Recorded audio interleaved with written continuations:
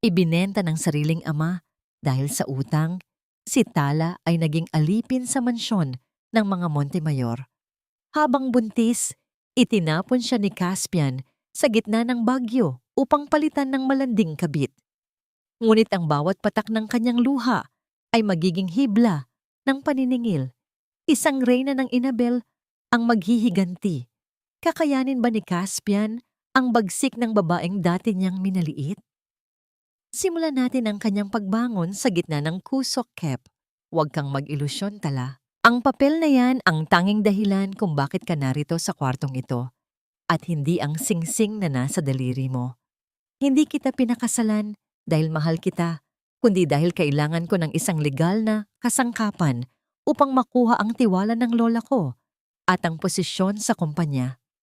Isa ka lang transaksyon, isang bayad sa utang ng tatay mong walang ginawa, kundi isugal ang buhay mo.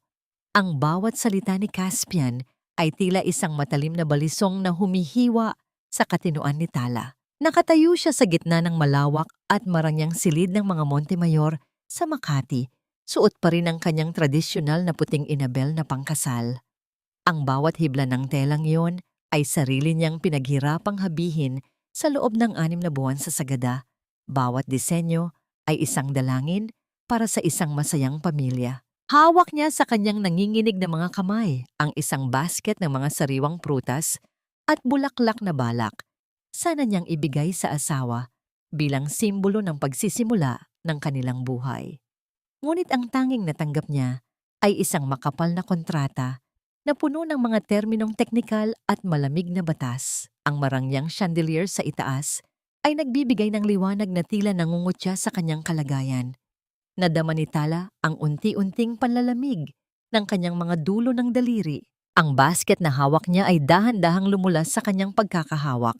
Bumagsak ito sa malambot na alpombra nang walang kahit anong ingay.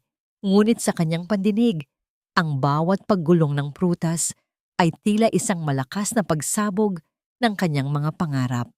Ang kanyang lalamunan ay nanikip. Tuyot na tila nilalamon ng alabok ng kabiguan. Gusto niyang sumigaw. Gusto niyang itanong kung bakit. Ngunit ang tanging lumabas sa kanyang mga mata ay ang mga luhang tahimik na dumadaloy, bumabasa sa mamahaling tela ng kanyang bestida. Ang pagyanig ng telepono sa ibabaw ng lamesita sa gilid ng kama ay bumasag sa mabigat na katahimikan. Nakita ni Tala ang pangalan ng kanyang ama sa screen. Sa kabila ng sakit, nagkaroon siya ng bahagyang pag-asa. Marahil ay tatawag ito upang humingi ng tawad o upang bawiin siya sa impyernong ito. Ngunit nang sagutin niya ang tawag, ang boses ni Berto ay puno ng kalasingan at kawalan ng hiya. Itinanong nito kung natanggap na ba niya ang karagdagang pera mula sa mga Montemayor dahil kailangan niya itong itaya muli sa sabungan. Inamin ng kanyang ama sa pagitan ng mga halakhak na puno ng alak na matagal na nitong naisugal ang buong pagkatao ni Tala. Bago pa man dumating ang araw ng kasal, tumayo si Caspian sa harap ng bintanang nakaharap sa mga ilaw ng lungsod. Hindi man lang nilingon ang babaeng pilit na binubuo ang sarili sa kanyang likuran.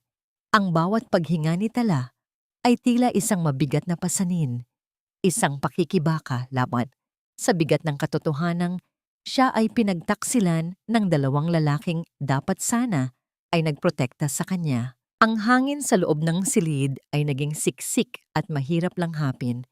Tila ba ang bawat pader ng mansyong yon ay uwant-unting lumiliit upang gipitin ang kanyang natitirang dignidad. Sa gitna ng kanyang pagkawasak, isang tanong ang paulit-ulit na umaalingaw-ngaw sa kanyang isipan, tila isang malungkot na himig na hindi matapos-tapos. Ito ba ang kapalit ng pagiging isang anak na may utang na loob? Ang maging isang bituing walang ningning sa gitna ng karangyaang hindi naman kanya?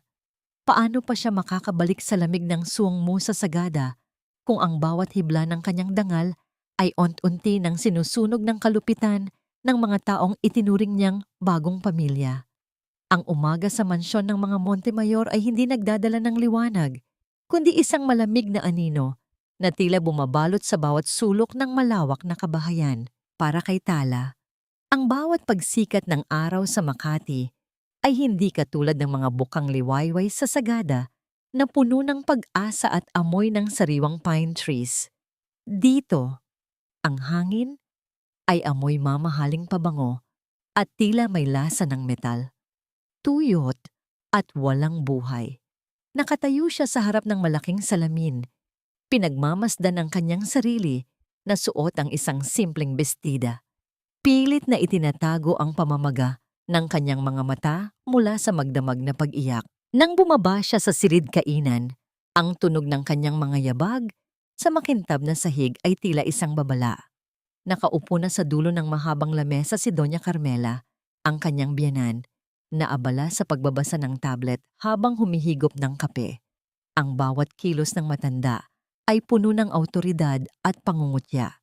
Hindi man lamang ito nag-angat ng tingin nang maupo si Tala sa pinakamalayong upuan. Ang katahimikan ay naging isang mabigat na pasanin. Tila ba ang bawat segundo na lumilipas ay isang hakbang patungo sa panibagong pagkapahiya. Ganyan ba talaga kayo kumain sa bundok, Tala? Napaka-uncivilized ng paraan ng paghawak mo ng kubyertos. You should know better now that you are a Montemayor, kahit na alam naman nating lahat kung paano ka lang napunta rito. Ang boses ni Carmela ay malamig at puno ng lason. Bawat salita ay tila isang munting karayom na tumutusok sa balat ni Tala. Bahagyang nanginig ang mga kamay ng dalaga, dahan-dahang ibinaba ang tinidor na tila ba naging isang napakabigat na bakal.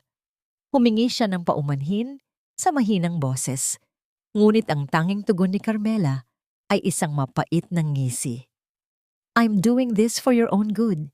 Hija, ayaw ko namang mapahiya kami kapag humarap ka sa mga kaibigan ko. Although, I doubt if you can even sustain a decent conversation. Ang mga salita ng biyenan ay sadyang idinisenyo upang pahinain ang kanyang loob. Isang dahan-dahang pag-atake sa kanyang pagkatao na mas masakit pa kaysa sa anumang pisikal na sugat.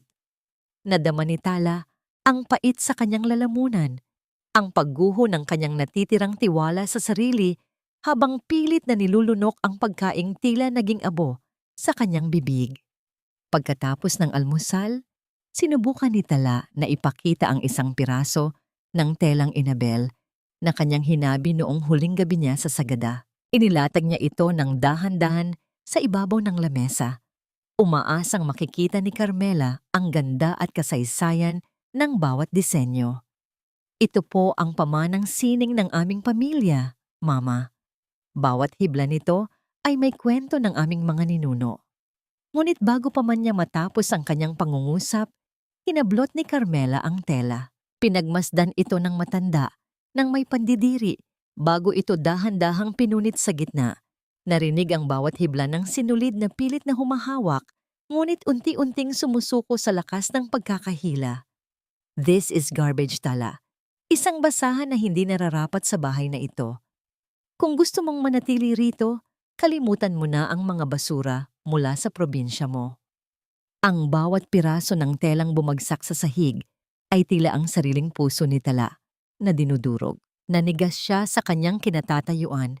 Ang kanyang mga mata ay nakapako sa nasirang obra maestra na simbolo ng kanyang dangal at pinagmulan. Ang sakit ay hindi na lamang isang emosyon. Ito ay isang pisikal na bigat na tila bumasag sa kanyang mga tuhod. Dahilan upang mapakapit siya sa gilid ng lamesa upang hindi mabuwal. Sa gitna ng kanyang pagluluksa sa nasirang tela, narinig ang dahan-dahang pagbukas ng malaking pinto sa harap. Isang babaeng balot ng mamahaling sutla at may taglay na mapang-akit na kagandahan ang pumasok sa silid. Ang kanyang bawat kilos ay puno ng kumpiyansa. Tila ba siya ang tunay na reyna ng tahanang iyon. Nang makita siya ni Caspian na pababa ng hagdan, isang kakaibang liwanag ang gumuhit sa mga mata ng asawa ni Tala. Isang liwanag na kailanman ay hindi nito ipinakita sa kanya. Ang babaeng iyon, si Saffron, ay lumapit kay Caspian at walang pag-aalinlangang humalik sa pisngi nito bago lumingon kay Tala nang may mapang-aping ngiti. Sino siya, Caspian? Isang bagong katulong ba? Ang tanong ni Saffron ay tila isang huling hantungan para sa natitirang pag-asa ni Tala.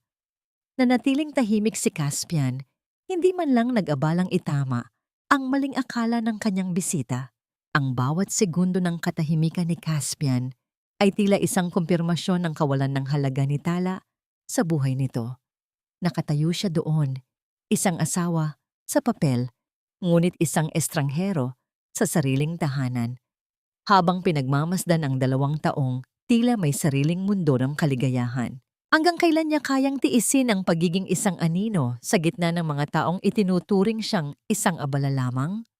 Ang bawat sulok ng mansyon ay tila naging isang tanghalan kung saan si Tala ay nanonood lamang sa gilid.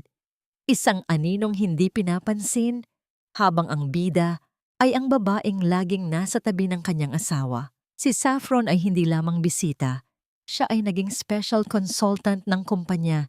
Isang titulong nagbigay sa kanya ng lisensya upang manatili sa tabi ni Caspian mula umaga hanggang malalim na gabi. Ang halimuyak ng mamahaling pabango ni Saffron na amoy jasmine at vanilya ay tila isang lason na dahan-dahang sumasakal sa bawat hininga ni Tala. Pinagmamasdan niya sila mula sa itaas ng hagdanan, magkatabing nakaupo sa sala, nagbubulungan tungkol sa mga dokumentong hindi niya maintindihan at nagtatawanan sa mga biro na siya lamang ang hindi kabahagi. Sa gitna ng siksik na selos at pait, isang kakaibang pakiramdam ang nagsimulang gumapang sa katawan ni Tala. Isang umaga, habang sinusubukan niyang linisin ang sariling silid, dahil ayaw siyang pagsilbihan ng mga katulong sa utos ni Carmela, isang matinding pag-ikot ng mundo ang kanyang naranasan. Ang kanyang sikmura ay tila binaligtad, isang dahan-dahang pag-akyat ng pait sa kanyang lalamunan na nagtulak sa kanya upang mapakapit sa pader. Sa bawat pagpintig ng kanyang puso, tila may isang bagong himig na sumasabay dito. Nang mapagtanto niya ang dahilan, ang takot ay hinaluan ng isang munting kislap ng pag-asa. Marahil, ang buhay na nasa loob niya ang magiging tulay upang makita ni Caspian ang kanyang halaga. Marahil, ang sanggol na ito ang magpapalambot sa pusong tila gawa sa bato. Gabi na nang bumalik si Caspian sa kanilang silid, amoy alak at pagod. Huminga ng malalim si Tala, pinakalma ang kanyang nanginginig na mga kamay at dahan-dahang lumapit sa asawa. Caspian, may kailangan akong sabihin sa'yo. Napakahalaga nito para sa atin. Ang kanyang boses ay nanginginig, puno ng pagsusumamo. Ngunit hindi man lang siya tiningnan ni Caspian habang tinatanggal nito ang kurbata. Tala, if this is about your allowance or another complaint about Saffron, please stop. I'm too tired for your provincial drama. Ang bawat salita ni Caspian ay tila isang sampal na nagpatahimik sa puso ni Tala. Buntis ako, Caspian. Magkakaroon na tayo ng anak. Ang katahimikan ay bumalot sa silid. Tila ba huminto ang pag-ikot ng mundo sa sandaling iyon. Inaasahan ni Tala ang isang yakap, isang ngangiti, o kahit isang bahagyang paglambot ng mukha. Ngunit ang dahan-dahang pag-alingawngaw ng mapait na tawa ni Caspian ang bumura sa kanyang huling pag-asa.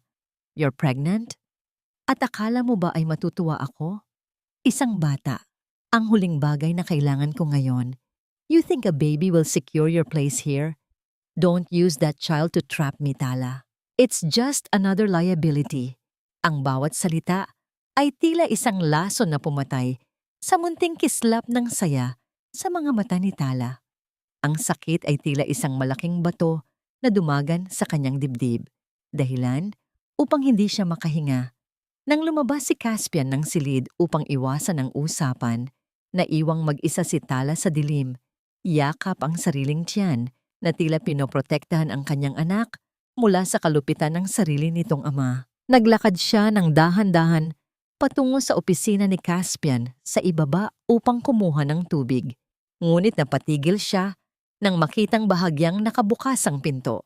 Naroon sina Caspian at Saffron, nakayuko sa isang malaking blueprint na nakalatag sa lamesa. Ang boses ni Saffron ay puno ng pananabik habang itinuturo ang isang bahagi ng mapa This is perfect, Caspian.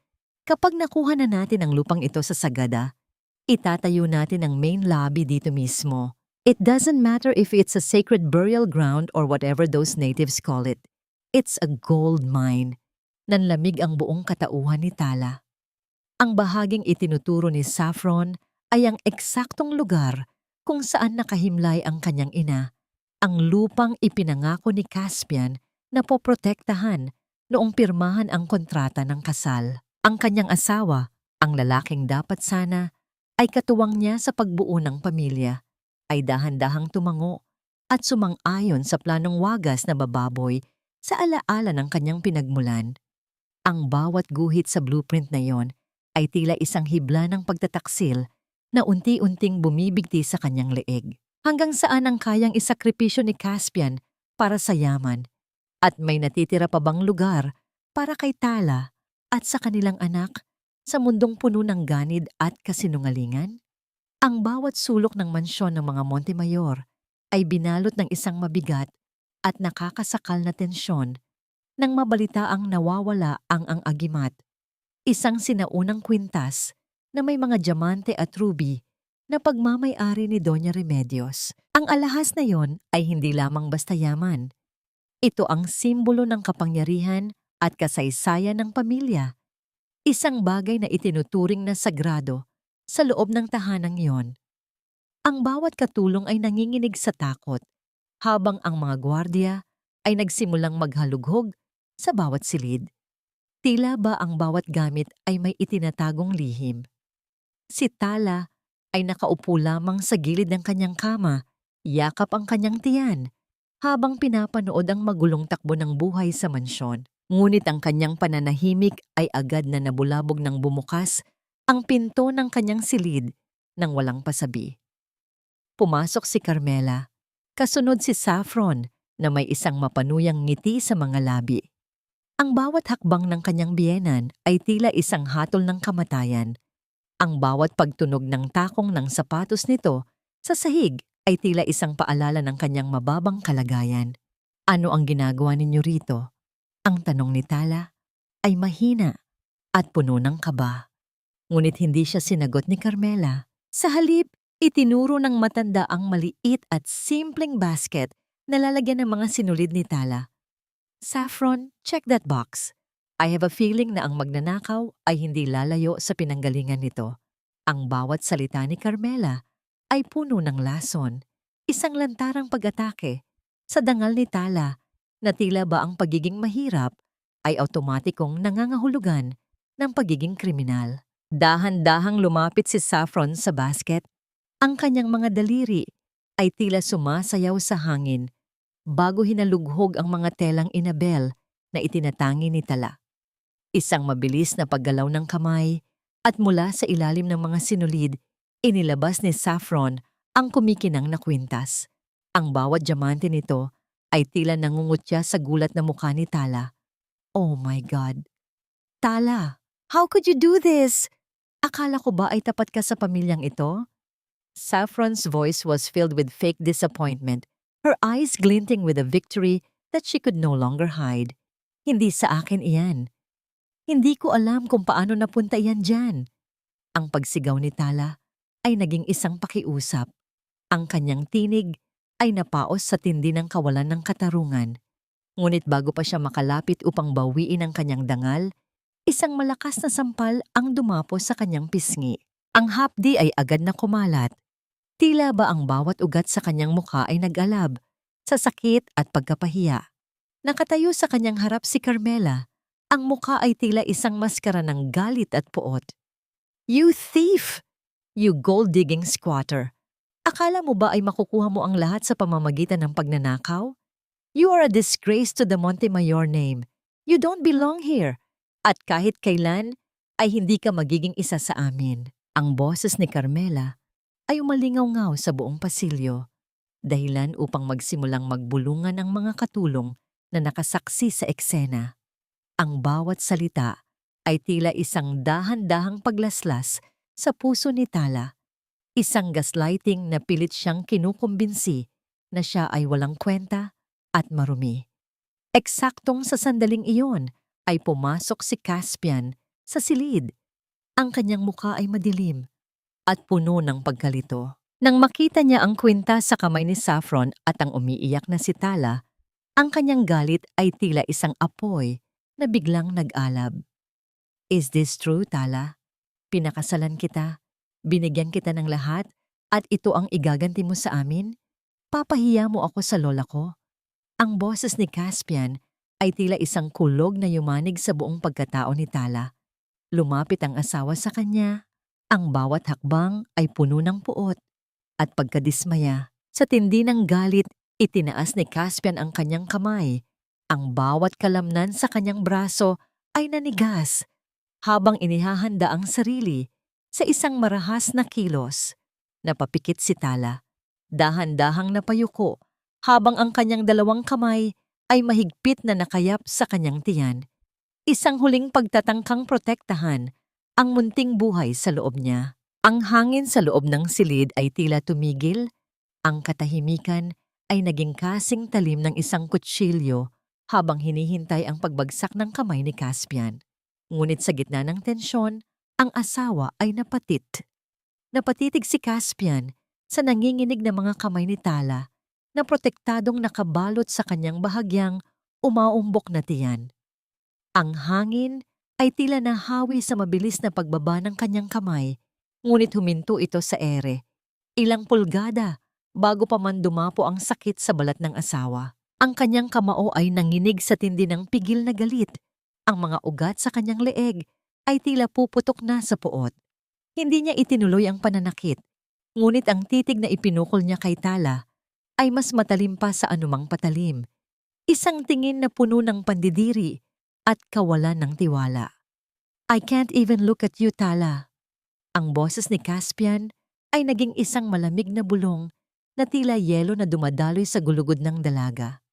I thought you were different. I thought your province girl innocence was real.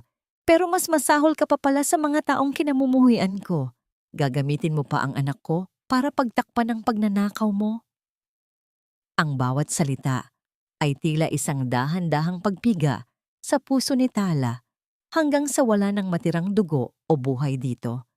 Ang pagkatao niya ay tila isang telang inabel na dahan-dahang inulob sa kumukulong tubig, nawawalan ng kulay, nawawalan ng hugis, at nawawalan ng halaga. Sa likuran ni Caspian, ang anino ni Carmela ay tila lalong lumaki sa pader ng silid. Caspian, why are you still talking to her? She is a criminal. Dapat sa babaeng yan ay kinakaladkad palabas at ipinapakulong. Ang boses ng biyenan ay puno ng awtoridad. Isang kautusan na tila nagmula sa isang reynang walang habag. Lumapit si Saffron at humawak sa braso ni Caspian. Ang kanyang hawak ay tila isang pag-aangkin, habang ang kanyang muka ay nagkukunwaring puno ng awa. Don't stress yourself, hon. Baka makasama sa baby. If that baby is even yours. Ang huling hirit ni Saffron ay tila isang kidlat na tumama sa gitna ng pagkawasak ni Tala. Ang pagdududa sa kanyang katapatan bilang isang ina at asawa ang naging huling hibla na napatid sa kanyang pagtitimpi. Ang kanyang mga luha ay hindi na lamang basta pumatak. Ang mga ito ay tila naging isang bukal ng dusa na bumabasa sa kanyang buong pagkatao. Nadama niya ang panlalamig ng kanyang mga paa. Ang bawat dulo ng kanyang daliri ay tila nawalan ng pakiramdam, habang ang paligid ay unti-unting nagiging malabo at malayo. Please, Caspian, makinig ka sa akin. Ang tinig ni Tala ay naging isang hikbi na lamang, isang pakiusap na tila tinatangay ng hangin palayo sa pandinig ng asawa. Ngunit tinalikuran siya ni Caspian. Ang tunog ng mga yabag nito palayo ay tila ang huling tibok ng pag-asa sa loob ng silid na yon. Ang bawat hakbang ni Caspian ay isang kumpirmasyon na sa bahay na ito, si Tala ay wala ng sinumang kakampi. Ang mga pinto ng mansyon ay tila naging mga pader ng isang bilangguan, at ang bawat liwanag ng chandelier ay naging sulo na sumusunog sa kanyang natitirang dangal. Naiwang mag-isa si Tala sa gitna ng silid, nakaluhod sa malamig na sahig habang yakap pa rin ang kanyang tiyan. Ang katahimikan ay muling bumalot sa paligid. Ngunit ito ay isang katahimikang may dalang banta. Isang katahimikang tila naghihintay sa susunod na hagupit ng tadhana. Sa kanyang isipan, ang tanging natitirang imahe ay ang mukha ni Caspian na puno ng puot. Paano niya mapoprotektahan ang kanyang anak kung ang mundong dapat ay naging tahanan nila ay naging isang madilim na hukay ng mga kasinungalingan? Ito na ba ang katapusan ng kanyang laban? O simula pa lamang ng isang mas malaking unos na lalamon sa lahat ng kanyang minamahal? Ang langit sa gabing iyon ay tila isang malaking sugat na bumubuhos ang madilim na dusa ng ulan. Ang bawat patak na tumatama sa bubong ng mansyon ay tila mga bala ng puot, nagtatangal ng anumang bakas ng kapayapaan sa loob ng tahanan ng mga Montemayor. Sa loob ng malawak na bulwagan, ang hangin ay naging kasing lamig ng yelo, hindi dahil sa aircon, kundi dahil sa titig ni Caspian na tila naging isang estranghero sa paningin ni Tala. Ang mga maleta ng dalaga na naglalaman ng kanyang iilang damit at mga natitirang hibla ng Inabel ay nakakalat sa sahig matapos itapon ni Caspian mula sa itaas ng hagdanan. Lumayas ka, Tala. Ngayon din. Ang boses ni Caspian ay hindi sumisigaw, ngunit ang bawat pantig ay tila isang hatol na walang posibilidad ng apela. Hampas lupa ka talaga. Akala ko ay mababago ng marangyang buhay ang pagkatao mo. Pero napatunayan mo lang na ang dugong na nananalaytay sa'yo ay dugo ng isang magnanakaw at manlilinlang. Wala kang lugar sa pamilyang ito. You're just a piece of trash that I'm finally throwing away. Ang bawat salita ay tila isang malakas na tulak na nagpalayo kay Tala sa mundong pilit niyang minahal. Caspian, maawa ka, ang anak mo. Ang pagsamo ni Tala ay naging isang basag na tinig sa gitna ng hagulhol ng hangin sa labas. Humawak siya sa braso ng asawa, ang kanyang mga daliri ay nanginginig at malamig na tila bangkay. Ngunit marahas na tinabig ni Caspian ang kanyang kamay, isang kilos na nagdulot sa kanya upang mawalan ng balanse at mapaupo sa malamig na sahig. Ang kanyang tiyan, na 7 buwan nang nagdadala ng buhay, ay tumama ng bahagya sa sahig, nagdulot ng isang muryot na sakit na tila isang babala mula sa loob. Sa itaas ng hagdan, nakatayo si Carmela at Saffron, pinapanood ang bawat sandali ng kanyang pagdurusa nang may mga ngiting puno ng tagumpay. Security! Ilabas ang babaeng yan. Huwag ninyong hayaang makatapak muli ang maruming paa niyan sa property na ito. Ang utos ni Carmela ay agad na sinunod ng mga gwardiya. Kinaladkad si Tala palabas. Ang kanyang mga paa ay sumasayad sa sahig habang pilit niyang inaabot ang kanyang mga gamit na nababasa na ng pumapasok na ulan sa pintuan. Nang bumagsak ang malaking pinto ng mansyon, ang tunog ng pagkakandado nito ay tila ang huling hantungan ng kanyang dignidad. Nakatayo si Tala sa gitna ng malakas na bagyo. Ang ulan ay tila mga latigo na humahagupit sa kanyang balat. Ang baha sa kalsada ay mabilis na tumataas. Ang maruming tubig ay dahan-dahang lumulubog sa kanyang mga binti. Yakap-yakap ang kanyang mga basang gamit, naglakad siya ng walang patutunguhan. Ang bawat hakbang ay isang pakikipagbuno sa bigat ng kanyang tiyan at sa hapdi ng kanyang puso. Ang mga ilaw ng Makati ay tila naging malalabo at malalayong bituin na hindi na niya kailanman maaabot. Sa gitna ng kanyang paglalakad sa baha, sa isang madilim na eskinita patungo sa direksyon ng tondo, ang kanyang mga tuhod ay tuluyan ng sumuko.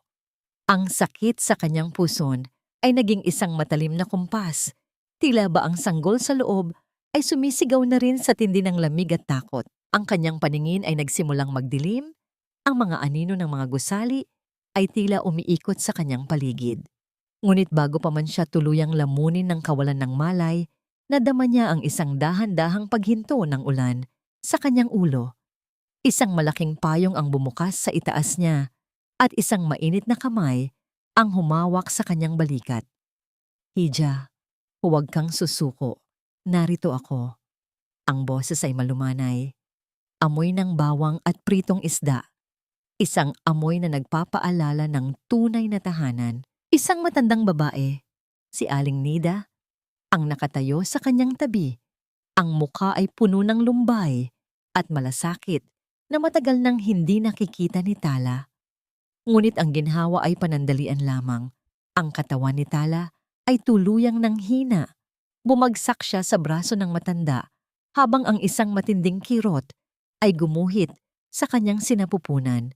Isang hudyat na ang kanyang anak ay pilit ng kumakawala sa gitna ng unos at panganib. Mapapanatili ba niya ang buhay na ito kung ang sariling katawan ay tila bumibigay na rin sa tindi ng dusa? Nidilat ni Tala ang kanyang mga mata sa isang kisameng gawa sa kinakalawang na yero at pinagtagpi-tagping karton malayo sa marangyang kisame ng mansyong dati niyang tinitirhan. Ang init sa loob ng maliit na silid ay tila isang makapal na kumot na nakabalot sa kanyang katawan. Siksik at mahirap hingahan. Naririnig niya ang dahan-dahang pag-agos ng tubig mula sa isang tumutulong gripo sa labas. Bawat patak ay naglalayong basagin ang katahimikan ng madaling araw. Amoy ng bagong saing na kanin at piniritong tuyo ang dahan-dahang gumagapang sa kanyang pangamoy. Isang halimuyak na hindi kasing bango ng mga mamahaling putahe sa Makati, ngunit punong-puno ng katotohanan at buhay. Sa kanyang tabi, nakita niya si Aling Nida na abalang nag-aayos ng mga maliliit na plastik na lalagyan. Ang bawat paggalaw ng matanda ay puno ng ingat. Tila ba ayaw nitong magising ang dalagang dumaan sa matinding unos. Gising ka na pala, Hija. Kumain ka muna ng lugaw. Mainit pa yan. Mainam sa pakiramdam mo. Ang malumanay na boses ng matanda ay tila isang haplos sa sugatang puso ni Tala. Naupo ang dalaga ng dahan-dahan. Inaalalayan ang kanyang mabigat na tiyan na tila naging isang sagradong dambana ng kanyang huling pag-asa. Salamat po, Aling Nida. I don't know what to do if you didn't find me. Wala na po akong ibang matutuluyan. Ang panginginig ng boses ni Tala ay hindi na maitago. Sa loob ng maliit na barong-barong na iyon sa tondo, nadama niya ang isang uri ng malasakit na kailanman ay hindi niya naramdaman sa piling ng mga Montemayor. Dito, ang kahirapan ay hindi isang kapansanan, kundi isang tulay upang magtulungan ang mga taong pare-parehong may pinagdadaanan. Ang ingay ng mga batang naghahabulan sa makipot na eskinita at ang malakas na pag-uusap ng mga kapitbahay tungkol sa presyo ng bilihin ay naging musika sa kanyang pandinig. Isang paalala na siya ay buhay pa at may pagkakataon pang lumaban. Pang makatulong sa gastusin, nagsimulang magluto si Tala ng mga kakanin sa tulong ni Aling Nida.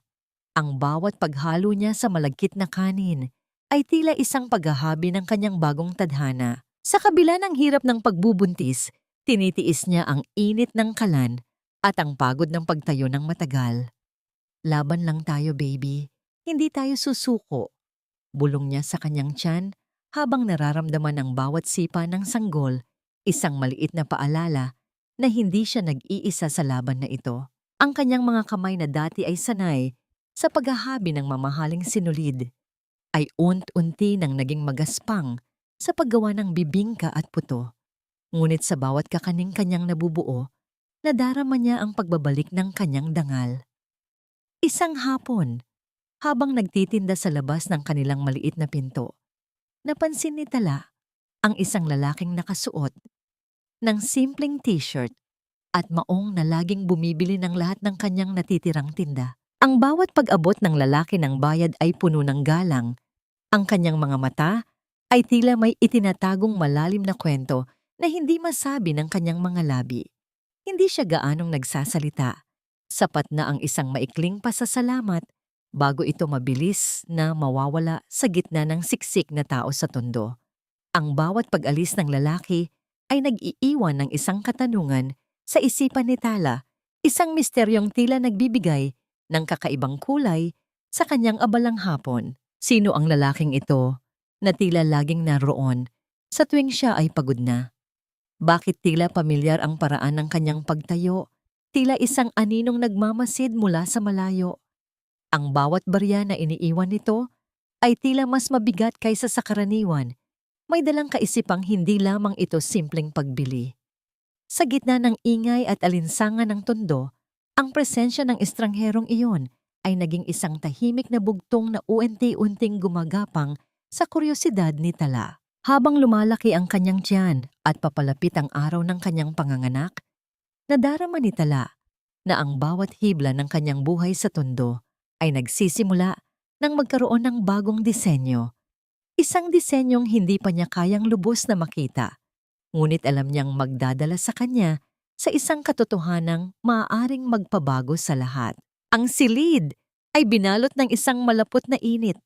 Ang singaw ng semento at pawis ay tila nakikipagbuno sa hangin mula sa isang maliit na bentilador na dahan-dahang umiikot, lumilikha ng isang tila pagod na pag-ugong sa katahimikan ng hating gabi. Para kay Tala, ang bawat pintig sa kanyang puson ay naging isang matalim na latigo, isang paulit-ulit na hagupit na tila naggagaling sa kaibuturan ng kanyang pagkatao. Napakapit siya sa gilid ng kahoy na papag, ang kanyang mga kuko ay bumaon sa lumang kahoy, habang ang isang matinding daing ng sakit ay pilit na kumakawala sa kanyang tuyot na lalamunan. Wala silang sapat na pera para sa ospital. Ang tanging sandata nila ay ang mainit na tubig, malinis na tela, at ang matatag na kamay ni Aling Nida na noon ay puno ng panalangin. Kaya mo yan, Tala. Hingal lang ng malalim, Hija. Malapit na ang apo ko. Ang boses ni Aling Nida ay tila isang angkla sa gitna ng nagngangalit na dagat ng sakit. Pinunasan ng matanda ang tumatagaktak na pawis sa noo ni Tala. Gamit ang isang basang bimpo, ang bawat haplos ay puno ng malasakit na hindi mabibili ng anumang yaman ng mga Montemayor. Sa bawat pag-ire, tila ang buong buhay ni Tala sa Makati ay dahan-dahang kinakalos. Iniiwan ang tanging katotohanan na siya ay isang ina na handang ibigay ang lahat para sa kanyang anak. Ang bawat kalamnan sa kanyang katawan ay nanigas, ang kanyang paningin ay nagdilim, hanggang sa isang huling matinding puwersa ang nagdulot ng isang kakaibang ginhawa. Ang unang malakas at malusog na iyak ng sanggol ay bumutas sa katahimikan ng tondo, isang tunog na mas matamis pa sa anumang harana, mas makapangyarihan kaysa sa anumang batas. Isang lalaki, isang munting lakan na may mga matang tila bituin sa dilim. Nang ilapag ni Aling Nida ang sanggol sa dibdib ni Tala, ang init ng balat nito ay tila isang mahiwagang gamot na naghilom sa lahat ng sugat ng kanyang nakaraan. Ang bawat paghikbi ni Tala ay hindi na dahil sa dusa, kundi dahil sa isang wagas na kaligayahan na ngayon lamang niya naramdaman. Sa maliit at madilim na barong-barong na iyon, isinilang ang isang bagong pag-asa, isang buhay na hindi nakatali sa anumang kontrata o utang na loob. Lumipas ang mga linggo ng puyat at hirap, ngunit sa kabila ng panghihina ng katawan, hindi mapatigil ang malikhaing kamay ni Tala. Habang mahimbing na natutulog si Lakan sa isang improvised na duyan na gawa sa kumot, sinimulan ni Tala ang muling paghabi.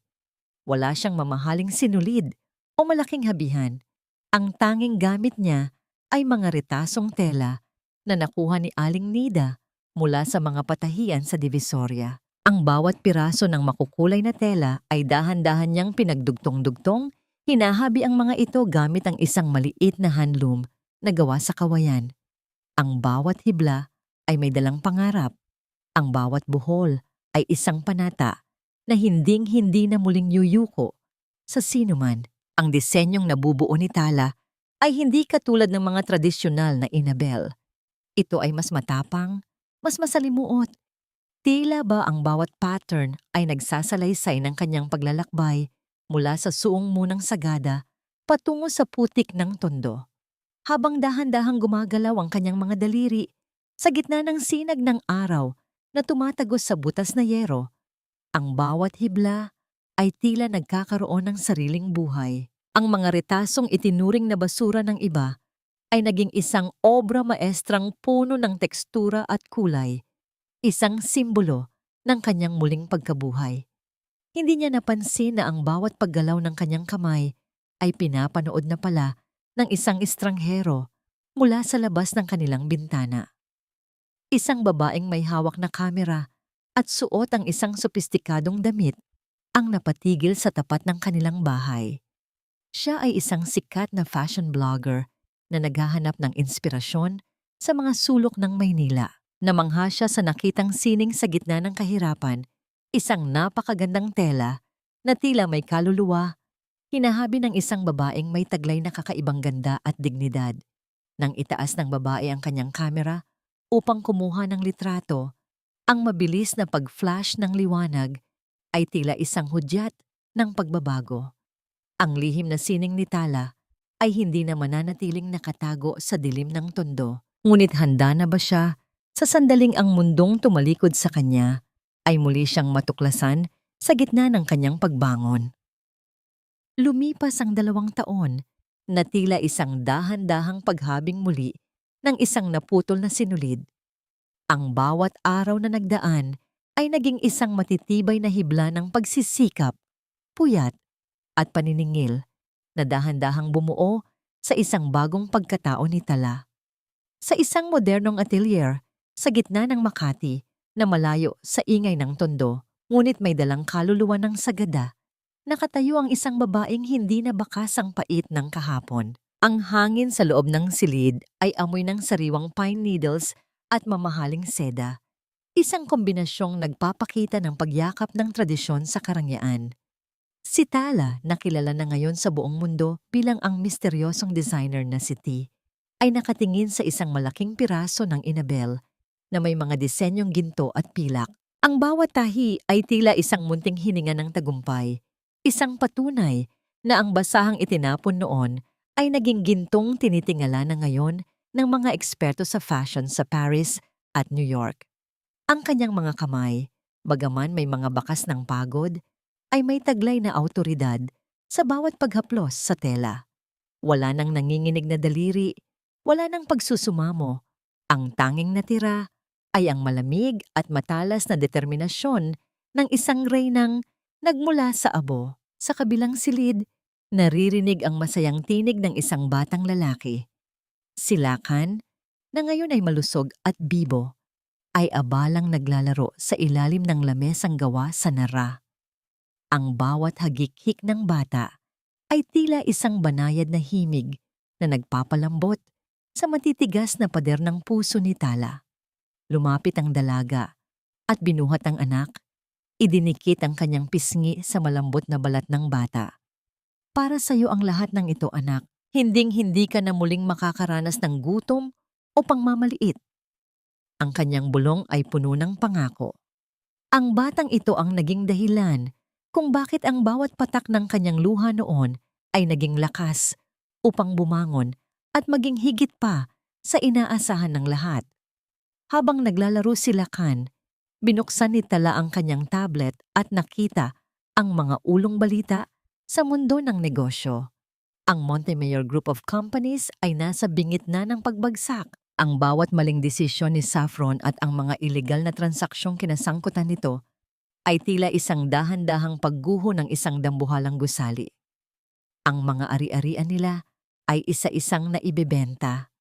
At ang huling pag-asa nila upang mailigtas ang kumpanya ay ang pakikipagtulungan sa brand na T. Ang balintunan ng tadhana ay tila isang matamis na dusa. Ang mga taong nagtaboy sa kanya ay ngayon ang siyang magmamakaawa para sa kanyang tulong. Isang formal na liham ang dumating sa kanyang mesa. May selyo ng pamilya Montemayor. Ito ay isang paanyaya para sa isang pribadong pagpupulong upang pag-usapan ang isang posibleng investment at collaboration. Nakita ni Tala ang pangalan ni Caspian sa dulo ng liham.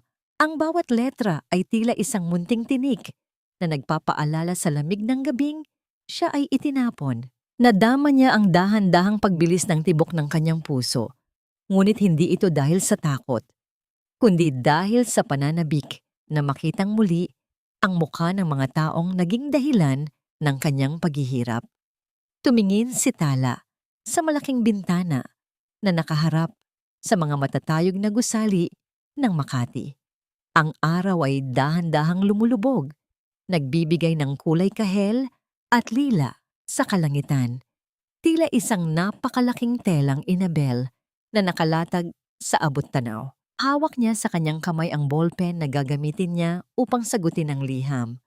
Isang matamis at mapait na ngiti ang gumuhit sa kanyang mga labi. Ang paniningil ay hindi na lamang isang pangarap. Ito ay isang katotohanang dahan-dahan nang kumakatok sa kanyang pinto. Handa na ba siyang harapin ang lalaking dati niyang minahal? Ngayong hawak na niya sa kanyang mga kamay ang huling hininga ng kumpanyang pinakaiingatan nito. Ang bulwagan ng isang marangyang hotel sa Makati ay binalot ng kislap ng mga dambuhalang chandelier na tila mga bituin sa gitna ng isang artipisyal na kalangitan. Ang bawat kislap ng mga kristal ay nagpapakita ng yaman at kapangyarihang pilit na itinataguyod ng pamilya Montemayor sa gitna ng kanilang dahan-dahang pagbagsak. Ang amoy ng mamahaling champagne at ang halimuyak ng libu-libong sariwang bulaklak ay tila isang makapal na maskara, pilit na itinatago ang amoy ng takot at desperasyon na nanunuot sa bawat sulok ng silid. Naroon si Caspian, suot ang isang itim na tuksido na tila mas mabigat kaysa sa dati. Ang kanyang mukha ay may mga bakas ng puyat at bigat ng kumpanyang unti-unti nang dumadausdos sa kanyang mga kamay. Sa tabi niya, si Saffron ay pilit na ngumingiti sa mga mamamahayag. Bagaman ang kanyang mga mata ay hindi mapakali, tila ba naghihintay ng isang unos na hindi niya alam kung saan magmumula. Nang dahan-dahang bumukas ang malalaking pintuan ng bulwagan, ang lahat ng atensyon ay tila hinigop ng isang hindi nakikitang puwersa. Ang dahan-dahang pagpasok ng isang babae ay nagdulot ng isang kakaibang katahimikan. Tila ba ang bawat usapan ay naputol at ang bawat hininga ay napatigil sa ere. Ang babaeng yon ay balot ng isang itim na telang inabel na may mga disenyong ginto. Isang obra maestrang tila naggagaling sa kaibuturan ng isang sining na may buhay. Ang kanyang bawat hakbang ay may taglay na awtoridad. Ang kanyang ulo ay nakataas, nang may dignidad na hindi kayang bilhin ng kahit anong halaga ng salapi. Hindi siya ang tala na kanilang itinapon sa gitna ng bagyo. Siya ay si Titi, ang reyna ng pandaigdigang fashion na ngayon lamang nagpakita ng kanyang muka sa publiko. Tumigil ang mundo ni Caspian nang magtama ang kanilang mga mata. Ang baso ng alak sa kanyang kamay ay bahagyang nanginig. Ang dahan-dahang pag-alon ng likido sa loob nito ay tila sumasalamin sa kaguluhan sa kanyang dibdib. Ang babaeng nasa harap niya ay may taglay na ganda na tila kinuha mula sa muling pagsikat ng araw sa sagada. Ngunit ang kanyang mga mata ay kasing lamig ng sementeryo sa gabi. Wala nang bakas ng takot, wala nang bakas ng pagsusumamo. Napansin din ni Carmela ang pagdating ni Tala. Ang kanyang mukha ay agad na nawala ng kulay, naging kasing puti ng mga telang mesa, habang ang kanyang mga daliri ay mahigpit na nakahawak sa kanyang perlas na kwintas. Tala, ikaw ba talaga yan? Ang bulong ni Caspian ay halos hindi marinig. Tila ba isang hangin na napilit na lumalabas sa kanyang tuyot na lalamunan. Ngunit ang babaeng nasa harap niya ay bahagyang ngumiti. Isang ngangiting hindi umabot sa kanyang mga mata. I'm sorry, Mr. Montemayor. Do I know you? I am T, the CEO of Inabel Legacy. I believe we have some business to discuss regarding your failing resort project. Ang kanyang boses ay malumanay, ngunit may talim ng isang katana. Bawat salitang Taglish ay puno ng kumpiyansa, na tila bawat letra ay isang sampal sa mukha ng mga taong minaliit siya noon. Lumapit si Tala sa gitna ng entablado. Ang bawat kislap ng mga kamera ay tila mga kidlat na nagbibigay diin sa kanyang tagumpay. Inilahad niya ang kanyang mga plano, ang bawat disenyo at estratehiya na kailangan ng mga Montemayor upang hindi tuluyang maglaho ang kanilang kumpanya.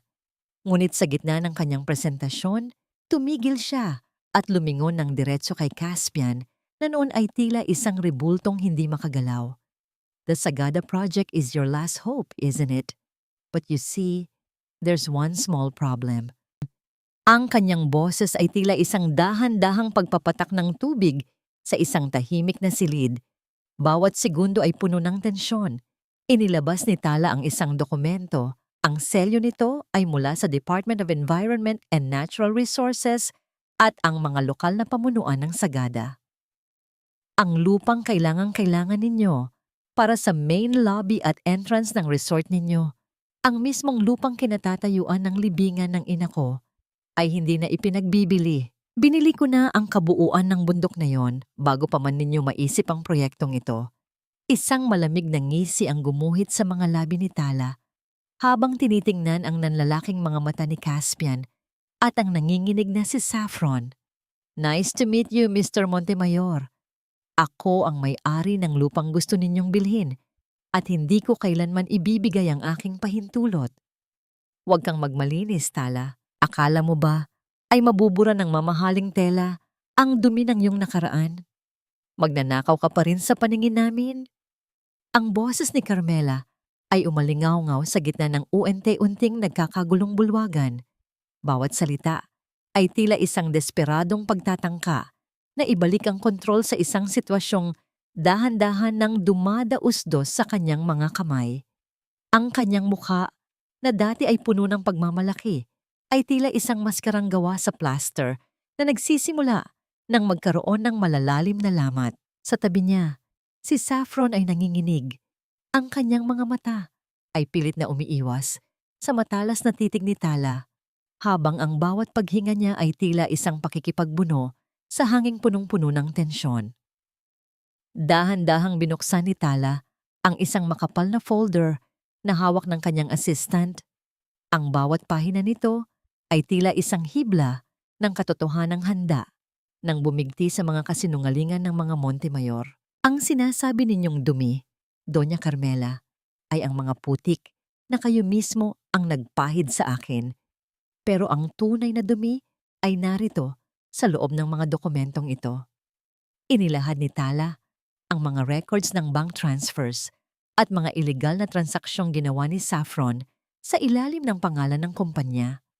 Ang bawat pirma ay tila isang munting saksak sa dibdib ni Caspian habang binabasa niya ang mga ebidensya ng pagtatraidor ng babaeng pinagkatiwalaan niya. Ang dahan-dahang pagbuklat ng mga pahina ay lumikha ng isang nakabibinging tunog sa gitna ng katahimikan ng mga bisitang naging saksi sa pagguho ng isang reputasyon. Hindi lamang yan, Caspian. Ang bawat salita ni Tala ay tila isang dahan-dahang pagpatak ng asido sa sugat ng asawa. Inilabas niya ang isang recorded na pag-uusap mula sa isang dating gwardiya ng mansyon, kung saan malinaw na maririnig ang boses ni Saffron na nag-uutos na ilagay ang kwintas sa gamit ni Tala. 2 taon na ang nakalilipas. Ang bawat salita sa recording ay tila isang malamig na tubig na nagpabura sa lahat ng pagdududa ni Caspian. Napalingon si Caspian kay Saffron. Ang kanyang muka ay puno ng matinding puot at isang uri ng panghihinayang na tila bumabali sa kanyang mga buto. Ang babaeng inakala niyang biktima ay siya palang arkitekto ng kanyang sariling pagkabulag. How could you... Saffron, all this time, ikaw ang sumira sa asawa ko? Ang boses ni Caspian ay tila isang basag na kristal, puno ng pait at pagsisisi. Humakbang siya palapit kay Tala. Ang kanyang mga kamay ay nanginginig, habang pilit niyang inaabot ang dulo ng daliri ng dalaga. Tala, patawarin mo ako. I was so stupid. Naniwala ako sa kanila kaysa sayo. Please, let me make it up to you. Ang bawat pagsusumamo ni Caspian ay tila isang hangin na dumadaan lamang sa pandinig ni Tala. Walang iniwan na kahit anong init o pakiramdam.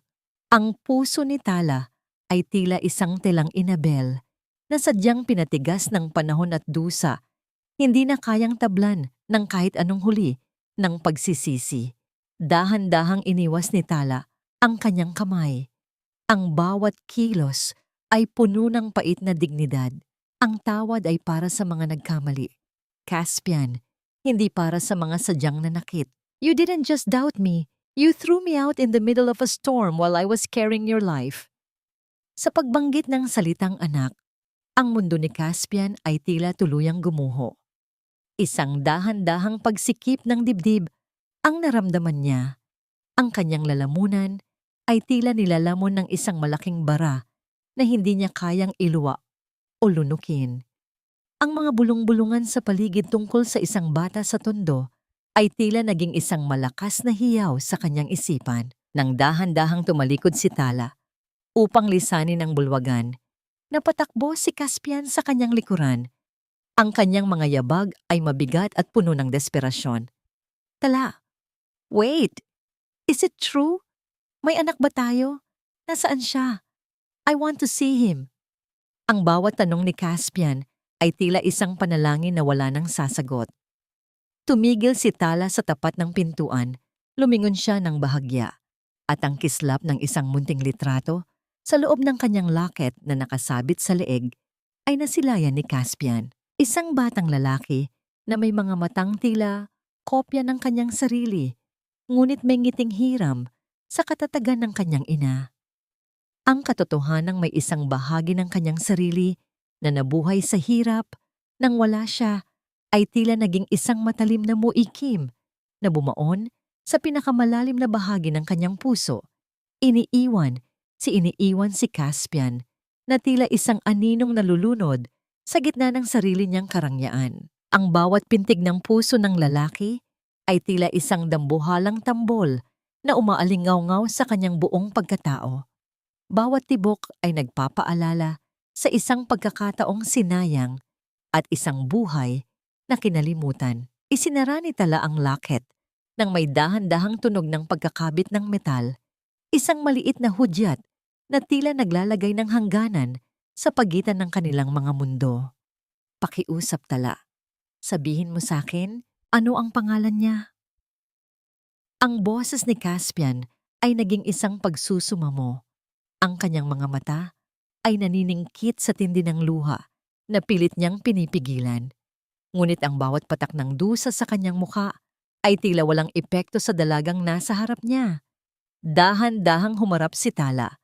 Ang kanyang mga mata ay kasing talim ng kidlat sa gitna ng madilim na gabi sa sagada. Ang pangalan niya ay Lakan. Ipinangalan ko siya sa isang tagapagtanggol dahil ang kanyang sariling ama ang naging unang panganib sa kanyang buhay. Noong mga panahong kailangan niya ng masisilungan mula sa bagyo, ang bisig ni Aling Nida ang nahanap niya, hindi ang sayo.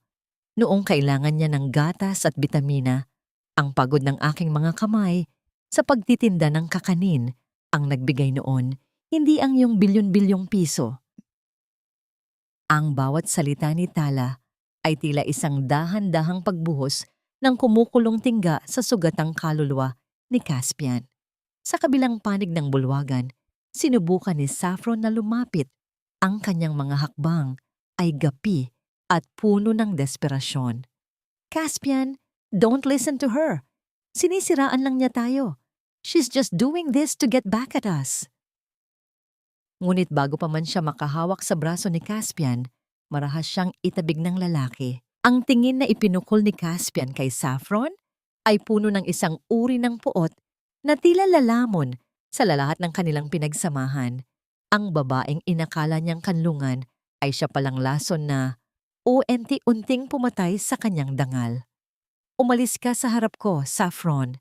Hinding-hindi na muling makakatapak ang anino mo sa buhay ko o sa kumpanyang ito. Prepare your lawyers dahil sisiguraduhin kong pagbabayaran mo ang bawat sentimong ninakaw mo at ang bawat kasinungalingang itinanim mo. Ang boses ni Caspian ay puno ng isang malamig na determinasyon, isang paggising na huli na, ngunit kasing bagsik ng isang unos. Muling lumingon si Caspian kay Tala, ngunit ang dalaga ay nagsimula ng maglakad palayo. Ang dahan-dahang pag-ugoy ng kanyang itim na telang inabel ay tila isang watawat ng tagumpay na nagpapaalam sa isang madilim na kabanata. Humabol si Caspian. Ang kanyang mga kamay ay pilit na inaabot ang hangin na dinaanan ni Tala. Ngunit ang mga gwardya ng dalaga ay agad na humarang, isang matibay na pader na hindi na niya kailanman matitibag. Tala, let me see him. Kahit isang saglit lang, anak ko rin siya. Ang hiyaw ni Caspian ay umalingaw-ngaw sa buong hotel, isang tunog ng pagkawasak na naging dahilan upang mapalingon ang lahat ng mga bisita. Ngunit hindi huminto si Tala. Ang bawat hakbang niya palayo ay tila isang paghabi ng isang bagong bukas, isang mundong wala ng puwang para sa mga taong sadyang nanakit. Naiwang nakaluhod si Caspian sa gitna ng malawak na sahig. Ang kanyang toksido ay tila naging isang napakabigat na kadena. Napatitig siya sa kawalan. Ang kanyang mga tuhod ay tuluyan ng sumuko sa bigat ng katotohanan. Sa kanyang isipan, ang mukha ni Lacan, ang batang may mga mata na katulad ng sa kanya, ay tila isang bituing napakalayo, isang liwanag na kailanman ay hindi na niya mahahawakan dahil sa sarili niyang kadiliman. Ito na ba ang katapusan ng lahat? O simula pa lamang ng isang mahabang paglalakbay ng pagsisisi sa gitna ng mga guhong iniwan ng kanyang sariling karangyaan?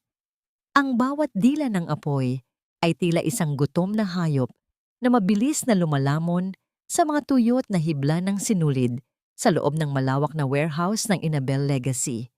Ang kulay kahel at pulang liwanag ay sumasayaw ng may bangis sa pader, nagbibigay ng isang nakapapangilabot na ningning sa gitna ng kadiliman ng gabi. Sa labas ng gusali, nakatayo si Saffron. Ang kanyang mga mata ay nanlilisik at puno ng isang uri ng kabaliwan na tila mas mainit pa kaysa sa nasusunog na gusali. Hawak pa rin niya ang isang lalagyan ng gasolina. Ang bawat patak nito sa semento ay tila isang dahan-dahang pag-agos ng kanyang sariling pagkakatao na tuluyan ng nilamon ng inggit at puot. Kung hindi ka magiging akin, Caspian, sisiguraduhin kong wala ring matitira sa babaeng yan. Susunugin ko ang lahat ng mahahalaga sa kanya. Ang boses ni Saffron ay naging isang matinis na halakhak na tila humihiwa sa hangin, isang tunog ng pagkawasak na walang halong pagsisisi. Ang bawat paglaki ng apoy ay tila isang kumpas ng kanyang tagumpay, isang huling pagtatangka na bawiin ang atensyong kailanman ay hindi na mapapanya. Nang dumating si Tala sa lugar, ang kanyang buong mundo ay tila muling gumuho sa harap ng naglalagablab na gusali. Ang mga tela, ang habi ng ina ko. Ang kanyang pagsigaw ay naging isang pait na hagulhol habang pinagmamasdan ng usok na tila isang dambuhalang itim na kamay na kumukuha sa kanyang huling alaala. Sa loob ng warehouse na yon, naroon ang tanging piraso ng Inabel na natitira mula sa kanyang ina, ang Banawe pattern na hindi pa natatapos, ang tanging bagay na nag-uugnay sa kanyang nakaraan. Sa sagada, eksaktong sa sandaling iyon ay dumating si Caspian. Ang kanyang mukha ay agad na nabalot ng labis na kaba nang makita ang desperasyon sa mga mata ni Tala. Ang bawat paghinga ni Caspian ay tila isang pakikipagbuno sa mainit na hanging nagmumula sa sunog. Tumingin siya kay Tala, isang tingin na puno ng 1,000 salita ng pagsisisi at isang matatag na pangako. Tala, stay back! I'll get it for you. Ililigtas ko ang alaala ng ina mo. Caspian, no. Sobrang delikado na. Ang pakiusap ni Tala ay tila tinangay lamang ng hangin. Ngunit hindi na nakinig ang lalaki. Binalot ni Caspian ang kanyang mukha ng isang basang tela at mabilis na tumakbo patungo sa loob ng naglalagablab na impyerno. Ang bawat hakbang niya sa loob ng gusali ay tila isang paglalakad sa gitna ng kamatayan. Ang init ay tila sumasakal sa kanyang baga. Ang bawat dambuhalang poste ng kahoy na nagbabaga ay tila mga bitag na handang bumagsak sa anumang sandali. Sa gitna ng makapal na usok, nakita niya ang glass case kung saan nakalagay ang Banawe pattern. Sa labas, nakaluhod si Tala sa semento. Ang kanyang mga kamay ay mahigpit na nakakuyom habang ang kanyang mga mata ay hindi maalis sa pintuan ng warehouse. Ang bawat segundo ng paghihintay ay tila isang taon ng dusa. Ang dahan-dahang paggalaw ng mga bumbero at ang pagbuga ng tubig sa apoy ay tila hindi sapat upang palamigin ang takot sa kanyang dibdib. Bakit kailangang isakripisyo ni Caspian ang kanyang buhay para sa isang tela? Bakit ngayon lamang niya ipinapakita ang halaga ng mga bagay na dati niyang minaliit? Isang dambuhalang pagguho ng mga kahoy at semento ang naganap sa loob ng gusali. Nagdulot ng isang malakas na yanig na naramdaman hanggang sa kinatatayuan ni Tala. Isang makapal na ulap ng alikabok at abo ang bumulwak mula sa pintuan. Tila ba tuluyan ng nilamon ng gusali ang sinumang nasa loob nito. Ang katahimikan pagkatapos ng pagguho ay naging kasing talim ng isang kutsilyo. Caspian! Ang hiyaw ni Tala ay naging isang mahabang panaghoy na tila bumutas sa kalangitan. Ngunit mula sa makapal na usok, dahan-dahang gumapang ang isang figura. Si Caspian, duguan at puno ng uling, ay pilit na lumalabas habang yakap-yakap sa kanyang dibdib ang telang inabel ng ina ni Tala. Ang tela ay ligtas, walang kahit anong bakas ng sunog, ngunit ang katawan ni Caspian ay tila hindi na kayang sumunod sa kanyang kagustuhan. Ang isang malaking poste ng nara ay nakadagan sa kanyang magkabilang binti. Isang mabigat na pasanin na tila naglagay ng tuldok sa kanyang kakayahang makalakad muli. Napatakbo si Tala patungo sa asawa. Ang bawat patak ng kanyang luha ay bumabasa sa uling sa mukha ni Caspian. Ang bawat paghinga ni Caspian ay puno ng hirap, ngunit may isang munting ng ngiti sa kanyang mga labi habang dahan-dahang inaabot ang tela kay Tala. Ligtas na siya. Tala, patawarin mo ako kung ngayon ko lang naunawaan ang halaga ng iyong kaluluwa. Ang bawat salita ni Caspian ay tila isang huling hantungan ng kanyang pagmamataas. Isang sakripisyong tila nagdugtong muli sa mga naputol na hibla ng kanilang buhay. Ngunit habang tinitingnan ni Tala ang duguang mga binti ng asawa na hindi na gumagalaw, isang panibagong uri ng sakit ang lumamon sa kanya. Isang katanungang tila walang katiyakan. Sapat ba ang isang buhay na sakripisyo upang burahin ang lahat ng sugat ng nakaraan? Ang malamig na simoy ng hangin sa sagada ay tila isang banayad na haplos ng kalikasan, isang dahan-dahang paglilinis sa mga alikabok at uling na iniwan ng nakaraan sa Makati. Ang bawat buntong hininga ni Tala habang nakatanaw sa malawak na palayan ay may halong amoy ng basang lupa at sariwang pine trees, isang halimuyak na nagpapaalala sa kanya na siya ay sa wakas ay nakauwi na. Ang bawat hibla ng kanyang buhay na dati ay tila nagkabuhol-buhol sa puot at kasinungalingan ay dahan-dahan nang nagkakaroon ng linaw, tila isang bagong habing inabel na unti-unting natatapos sa ilalim ng sinag ng umaga. Sa likuran niya, ang dahan-dahang pag-ikot ng mga gulong ng isang wheelchair sa sahig na gawa sa nara ay nagbigay ng isang banayad na ingay sa katahimikan. Si Caspian, na ngayon ay malayo na sa imahe ng isang makapangyarihang bilyonaryo, ay nakatanaw rin sa abot-tanaw. Ang kanyang mga binti ay nananatiling walang buhay, isang permanenteng paalala ng gabing pinili niyang maging bayani para sa huling pagkakataon. Ngunit sa kabila ng kanyang kapansanan, ang kanyang mga mata ay wala ng bakas ng dating bagsik at pagmamataas.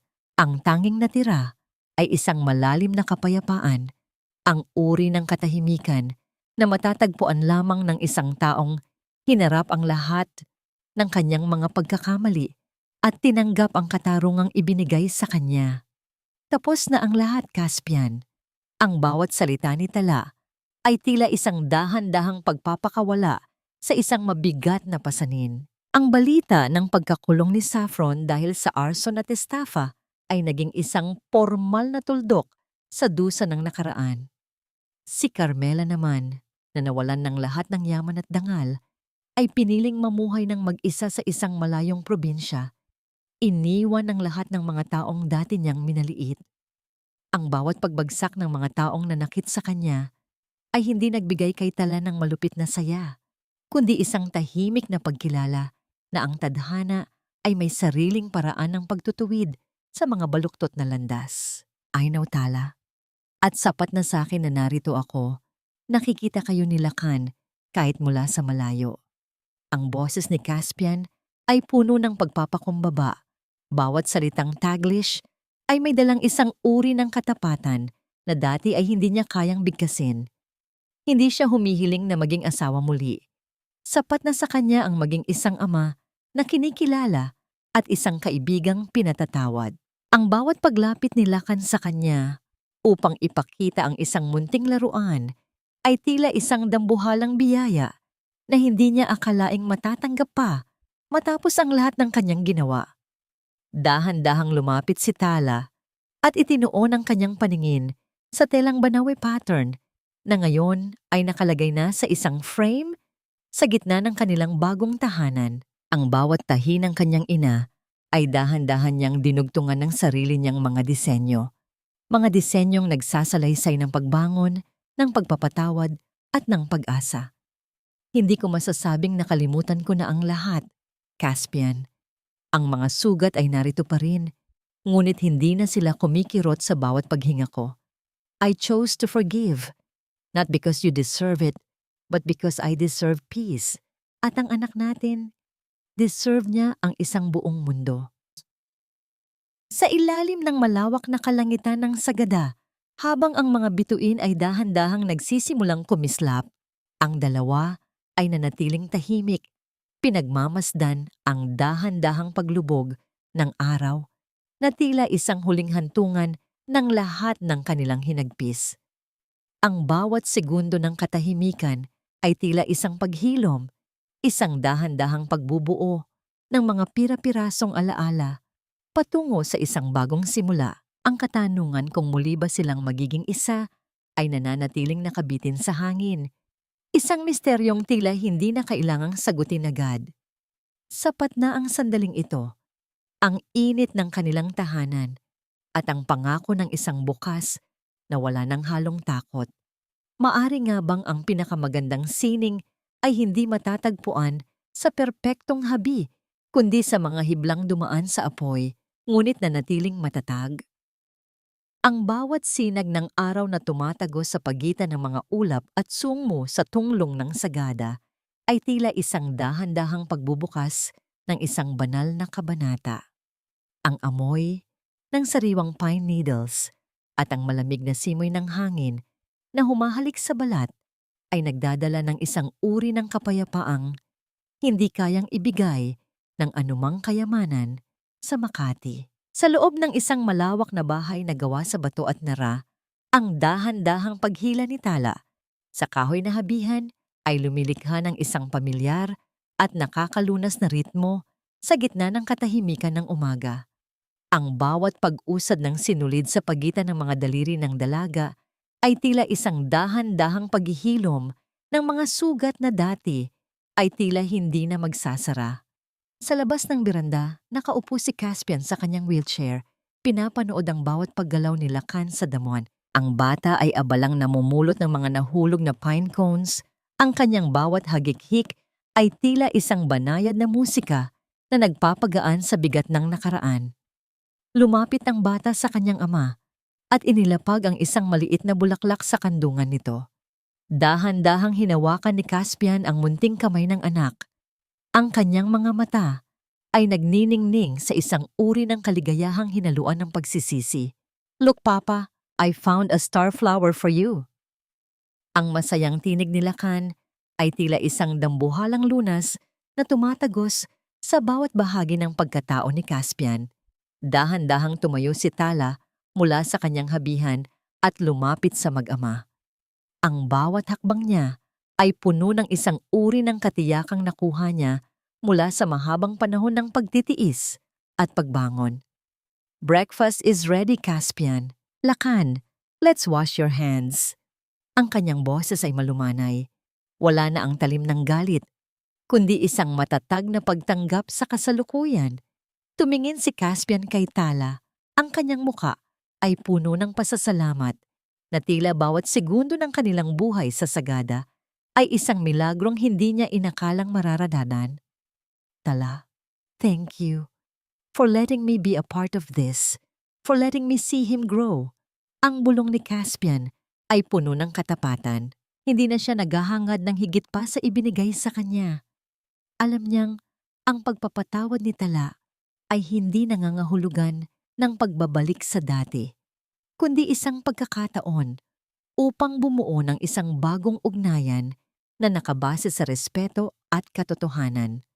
Ang bawat pagkakamali niya noon ay naging isang dambuhalang aral na tila isang matigas na buhol sa telang inabel na ngayon ay dahan-dahan nang naididirekta sa tamang disenyo. Naupo ang pamilya sa harap ng hapagkainan, pinagsasaluhan ang simpleng almusal ng sinangag at sariwang gulay. Ang bawat pagsubo at bawat tawanan ay tila isang dahan-dahang paghabi ng isang bagong bukas. Napagtanto ni Tala na ang katarungan ay hindi laging matatagpuan sa paghihiganti, kundi sa kakayahang mabuhay ng may dangal at kapayapaan sa kabila ng lahat ng dusa. Ang kanyang sining, ang kanyang anak, at ang kanyang sariling pagkatao ay naging mga matitibay na hibla na hindi na kailanman muling mapapatid ng anumang unos. Sa paglubog ng araw sa likod ng mga bundok, muling bumalik si Tala sa kanyang habihan, dala ang kanyang anak sa kanyang tabi upang ituro ang unang hakbang ng paggawa ng inabel. Anak, ang buhay ay parang ang telang ito. Minsan ay magkakabuhol-buhol ang mga sinulid, minsan ay mahirap hilahin ang bawat hibla, pero hanggat may pagmamahal at dignidad sa bawat tahi, makakabuo ka ng isang obra maestrang ipagmamalaki mo. Ang huling hantungan ng kanyang kwento ay hindi isang malaking kasalan o yaman, kundi ang pagtuklas sa sariling lakas at ang kapayapaang matatagpuan sa gitna ng mga taong tunay na nagpapahalaga sa atin. Sa sagada, ang bituin sa umaga ay muling sumikat, nagbibigay ng liwanag sa isang pamilyang dumaan sa apoy, ngunit nanatiling matatag sa gitna ng bawat pagsubok.